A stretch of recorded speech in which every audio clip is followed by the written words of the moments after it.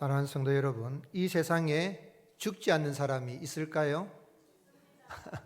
한 사람도 없죠, 그죠? 예. 인간이 태어나서 늙어서 병들어 죽는 것은 정한 이치입니다. 사람이 죽는다는 것은 누구도 바꿀 수 없는 불변의 진리입니다. 그래서 죽지 않고 영원히 살 수 있는 사람은 이 세상에 아무도 없죠. 예일대학교 철학과 교수인 셀리 케이건은 죽음이란 무엇인가 데스라는 그 책에서 인간은 반드시 죽는다는 죽음의 필연성, 반드시 죽는다는 거예요. 두 번째는 얼마나 살지 모른다는 거. 여러분, 내가 옆에 있는 사는 사람이 얼마나 살지 알 수 있습니까? 아무도 모릅니다. 죽음의 가변성, 변한다는 거. 어떤 사람은 80 이상 살고 어떤 사람은 좀 일찍 죽는 경우도, 어떤 사람은 100세 넘어까지 살다가 죽는 경우도 있죠. 그래 죽음의 가변성, 변한다는 거죠. 또 언제 죽을 이것을 알 수 있습니까? 모른다는, 언제 죽는지를 몰라요. 여러분, 내가 언제 죽는지를 아는 게 좋을까요? 모를까요? 모르는 게 좋아요. 이거를 죽음의 예측 불가능성이라는 거예요. 언제 죽을지 모른다는 거죠. 마지막으로는 언제 죽을지 모른다. 그래서 사람이 언젠가는 죽는데 죽음은 여기저기 있다는 죽음의 편재성, 어디서 죽을지 모른다는 거예요. 그렇죠? 내가 죽는 게 집에서 죽을 수도 있고 어디에서 언제 죽을 뿐만 아니라 어디에서 죽을지를 모른다는 거예요. 제가 아는 목사님 가운데 새벽 기도하다가 하나님의 부르심을 받는 분도 있어요. 언제 죽을지 몰라요. 어디서 죽을지는 몰라요. 이걸 죽음의 편재성이라는데, 그래서 죽음은 피할 수 없는 일이라 그러는데, 히브리서 9장 27절에 한 번 죽는 것은 사람에게 정해진 것이요 그 후에는 뭐가 있다 그랬죠? 심판이 있다 그랬어요. 우리 주일학교 친구들이, 교회학교 초등부 친구들이 저 위에 올라가 있는데 오늘 천사처럼 저 위에 올라가 있어요. 우리 친구들 한 번 죽는 건 사람에게 정해진 것인데, 우리 친구들은 죽고 싶은 친구 있어요? 아무도 없죠, 그죠? 이 세상에 아무도 죽고 싶은 사람은 없어요. 죽음은 피할 수 없는 일이지만, 그런데 죽고 싶은 사람은 없어요. 그런데 영원히 사는 길, 그러면 죽지 않고 영원히 사는 길이 있을까요? 그리고 과연 어떻게 하면 영원히 죽지 않고 살 수 있는 길을 알 수가 있겠습니까? 오늘 읽은 말씀은 바울은 죽은 자들이 도무지 살아나지 못한다면 죽은 자들을 위해서 세례를 받는다는 게, 또 자신이 위험을 무릅쓰고 전도한다는 게 소용없음을 말하면서, 그러면서 하는 이야기가, 나는 부활을 믿기 때문에 날마다 나는 죽는다라고 이야기를 해요. 부활을 믿기 때문에 날마다 죽는다 그러는 거예요. 그러면서 에베소 교회에서 사람의 방법으로 싸웠다면 자신에게 유익이 없다고 말하면서, 부활을 믿지 않는다면 교회는 다니지만 부활을 안 믿는 사람들의 동무들은 어떻게 한다 그랬어요? 내일 죽을 터이니까 먹고 마시자 하는 악한 동물들이 있지만, 그러나 부활을 믿는다면 깨어 일을 행하라 라고 이렇게 권면하고 있는데요. 오늘 예수님께서 죽으시고 사흘 만에 부활하셨는데, 부활하신 건 감사하고 기쁜 일이지만 예수님이 누구십니까? 예수님은 완전한 사람이시고 또한 완전한 하나님이십니다. 완전한 하나님이신데 왜 죽으신 거예요? 안 죽으실 수 있습니까? 없습니까? 안 죽으실 수 있죠. 자신을 죽이려고 하는 로마 군병들을 물리치시고 십자가에서 내려오실 수가 있어요. 그런데 전능하신 하나님이시라면 안 죽으실 수 있는데 왜 죽으시고 또 사흘 만에 또 살아나셨는가? 그 살아나신 이유가, 목적이 뭘까요? 또 어떻게 하면 오늘 말씀을 통해서 죽지 않고 영원히 살 수 있는 길을 알 수가 있겠습니까? 예수님께서 십자가에 죽으시고 사흘 만에 부활하신 것은 믿는 자들에게 영생을 주시고 죽음이 없는 영생의 나라인 하나님의 나라로 인도하시는 분이라는 걸 알게 하기 위함인 것입니다. 오늘 예수님은 죽은 자 가운데서 사흘 만에 다시 살아나셔서 믿는 자들에게 영원한 생명을 주시는 생명의 하나님이십니다. 아멘이십니까? 그런데 고린도 교회 안에는 죽은 자들이 다시 사는 것을 믿지 않는 사람들이 있었습니다. 고린도 교회 안에 많은 문제가 있는데, 특별히 이제 마지막 고린도에 가장 문제가 되는 건 교회는 다니는데 어떻게 죽은 자가 다시 사느냐 하는 것을 믿지 않는 자들이 있는데, 바울은 고린도 교회 안에서 행해지고 있는 한 관습을 이야기한 거예요. 그게 29절에 만일 죽은 자들이 도무지 다시 살아나지 못하면 죽은 자들을 위하여 세례를 받는 자들이 무엇을 하겠느냐? 어찌하여 그들을 위하여 세례를 받느냐? 이게 무슨 말씀인가? 우리 성경 가운데, 신약 성경뿐만 아니라 성경 가운데 가장 이해하기 힘든 아주 알 수 없는 구절이 이 구절인데요. 이게 뭐냐면, 바울이 죽은 자를 위해서 세례를 받는다면, 사람이 죽었는데, 예수님 안 믿고 죽었는데 대신 내가 세례를 받으면 그 사람이 천국으로 갈 수 있겠는가? 근데 사람들은 이제 죽은 자를 위해서 그래 세례받는 관습이 있었던 것 같아요. 그러나 여기에서 죽은 자를 위해서 세례받는 걸 인정하는 말씀이 아니고, 고린도 교회 안에 또는 고린도 사이에 이렇게 죽은 자를 위해서 대신 세례를 받는 그런 관습이 있다는 이야기는, 죽은 자를 위해서 세례를 받는다는 이야기는 죽은 자가 다시 살아날 수 있다는 것을 믿고 그것을 인정하고 세례받는 거 아니냐 하면서, 그래서 그들도 반드시 부활해야 된다는 인식이 있다는 걸 이야기하면서 죽은 자는 다시 살아난다, 죽지만은 사람은 영원히 죽지 않고 다시 살아나는 것을 이야기합니다. 그러면서 바울은 고린도 교회 안에 이 부활을 믿지 않는 이유는 뭐냐면 34절, 깨어 의를 행하고 죄를 짓지 말라. 어떤 사람이 있다고 그랬습니까? 하나님을 알지 못하는 자. 부활을 믿지 않는 것은 왜 믿지 않는다고 그랬어요? 하나님을 알지 못하기 때문에. 하나님 어떤 분이시죠? 하나님은 아무것도 없는 가운데서 무에서 유를 창조하신 전능하신 하나님이십니다. 아멘이십니까? 그 하나님, 무에서 유를 창조하셨다면 죽은 자를 살리는 것은 하나님 편에서는 아무 일도 아닙니다. 어려운 일도 아닌 거죠. 그래서 고린도 교회 안에 전능하신 하나님을 알지 못하기 때문에 부활을 믿지 못하는 자에서 내가 편지를 쓴다라면서 이 말씀을 전하면서 죽은 자가 다시 사는 것을 보증하는 것이 예수 그리스도의 부활이다라고 증언한 겁니다. 우리 예수님은 성경대로 죽으시고 성경대로 사흘 만에 다시 살아나셨습니다. 3절 4절에 내가 받은 것을 먼저 너에게 전하였노니 이는 성경대로 그리스도께서 우리 죄를 위하여 죽으시고 장사 지낸 바 되셨다가, 같이 읽겠습니다. 성경대로 사흘 만에 다시 살아나셨다. 며칠 만에 살아나셨다고요? 사흘 만에. 사흘이 며칠이죠? 부활절을 앞두고 초동부 주일학교에서 학생들에게 예수님이 우리 죄 때문에 고통을 당하시고 십자가에 죽으셨는데 며칠 만에 살아났어요? 그래 한 학생이 4일 만에 살아났습니다. 그렇게 이야기했어요.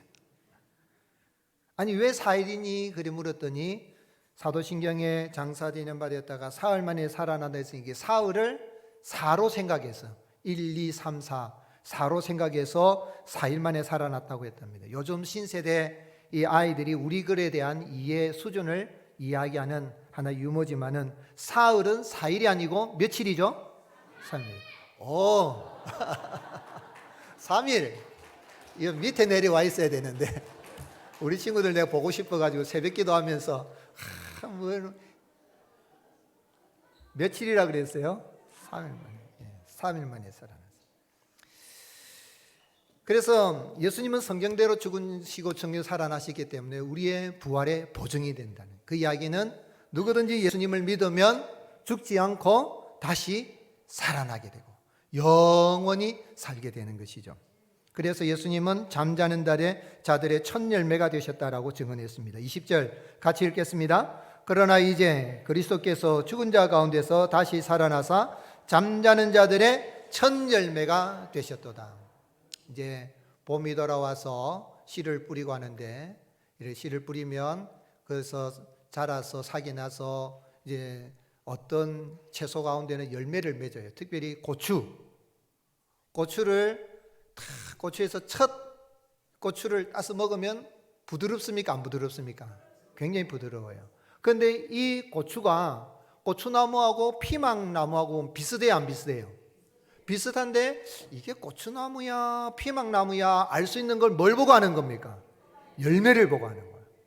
고추나무에서 고추가 딱 맺어지면 첫 열매가 맺어졌다는 이야기는 다음에 계속해서 이 나무에서는 어떤 이 채소 열매가 맺어진다는 이야기죠.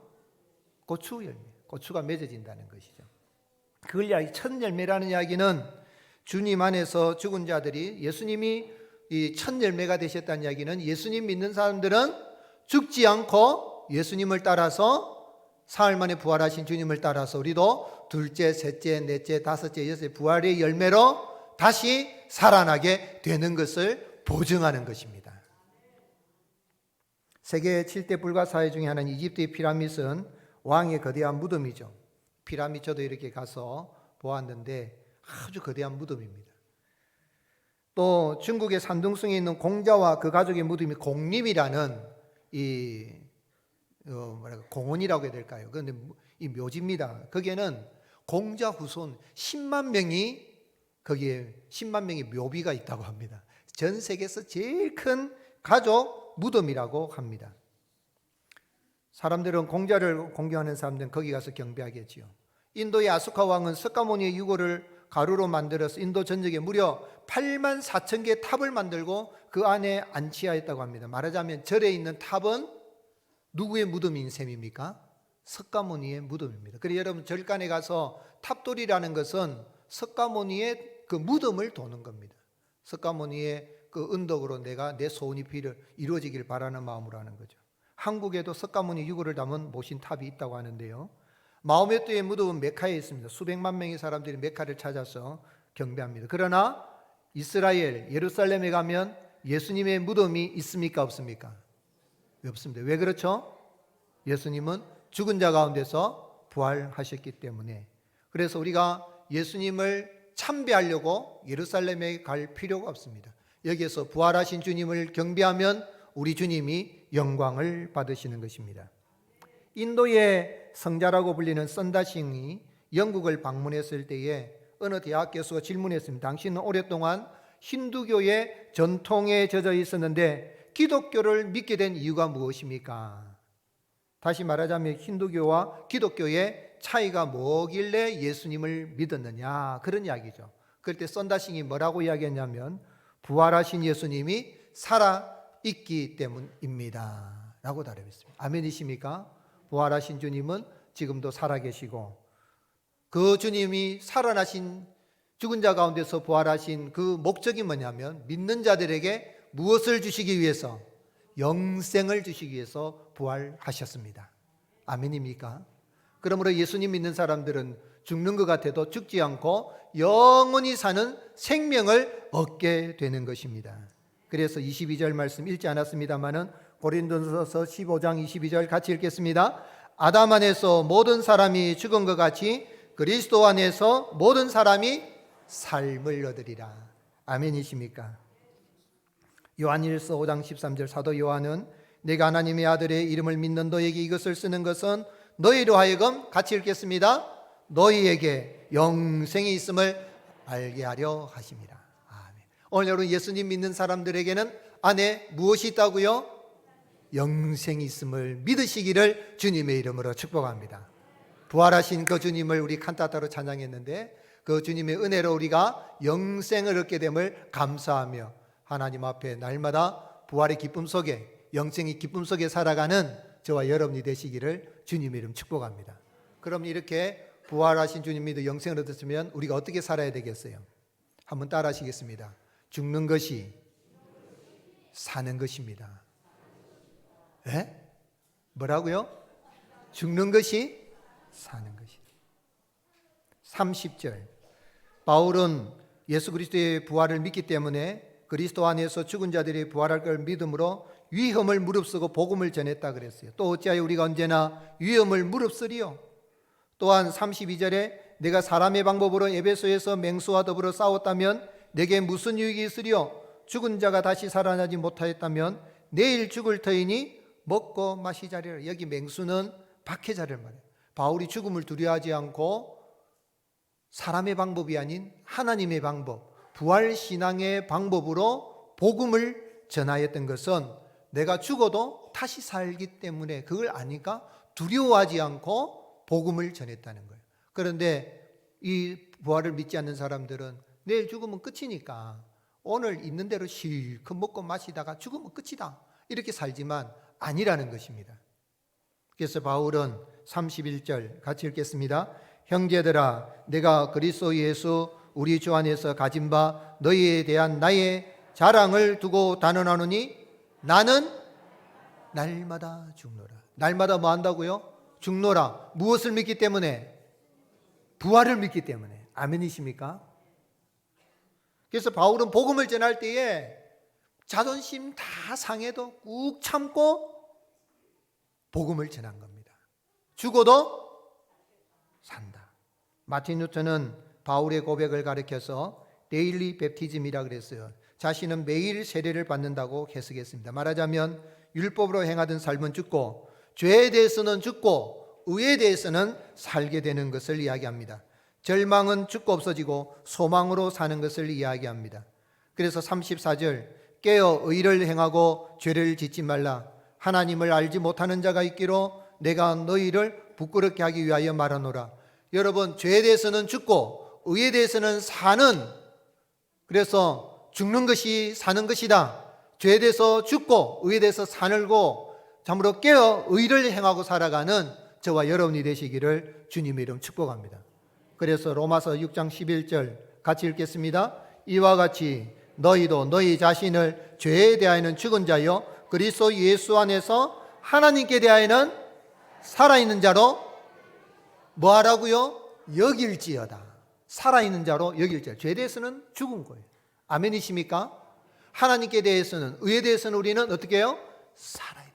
그래서 죽는 것이, 죄에 대해서 죽는 것이 의에 대해서 사는 것입니다.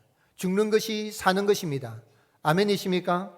왜요? 부활이 있기 때문에. 지는 것이 이기는 겁니다. 그렇잖아요. 여러분, 지는 게, 세상은 이기려고 난리지만 믿는 사람들은 지는 것이 이기는 것입니다. 내 자존심을 내려놓고 아내를 사랑하고 남편을 사랑하고 자식을 사랑하고 부모를 사랑하고 성도들을 사랑하고 사람을 사랑하려고 하면 누가 죽어야 됩니까? 내 자아가 죽어야 되고 내 자존심이 죽어야 됩니다. 왜냐하면 죽고 나면 무엇이 있습니까? 부활이 있습니다. 그래서 죽는 것이 사는 것이요, 잃어버리는 것이 얻는 것이요, 지는 것이 이기는 것입니다. 왜냐하면 부활의 주님이 우리를 부활의 영광으로 다시 살아나게 하시기 때문입니다. 그래서 갈라디아서 5장 24절에 그리스도 예수의 사람들은 육체와 함께 그 정욕과 탐심을 십자가에 못 박았느니라.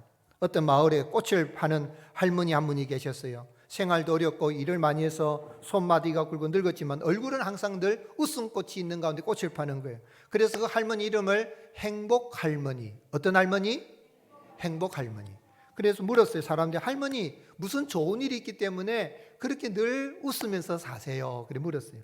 그랬더니 할머니가, 예, 이 나이에 어찌 좋은 일만이 생기겠습니까? 내게는 행복을 지키는 한 가지 비결이 있습니다. 나는 힘들고 어려울 때마다 사흘 만에, 며칠 만에? 사흘 만에 살아나신 예수님을 생각하고 사흘만 기다리자. 며칠만 기다리자고요? 사흘만 기다리자. 믿음으로 3일만 꾹 참고 살자. 여러분, 할 말이 있어도 3일을 좀 기다려보세요. 아이고, 그때 말 잘 안 했다. 여러분, 사흘이 지나고 나면 부활의 주님이 우리와 함께 하시고 승리의 영광으로 함께하여 주십니다. 부활의 영광의 주님을 바라보면서 죽는 것이 사는 것이다, 지는 것이 이기는 것이다, 내가 보내는 것이 얻는 것이다 하는 걸 알고 그 주님을 믿는 믿음으로 승리하며 살아갈 수 있기를 예수님의 이름으로 축복합니다.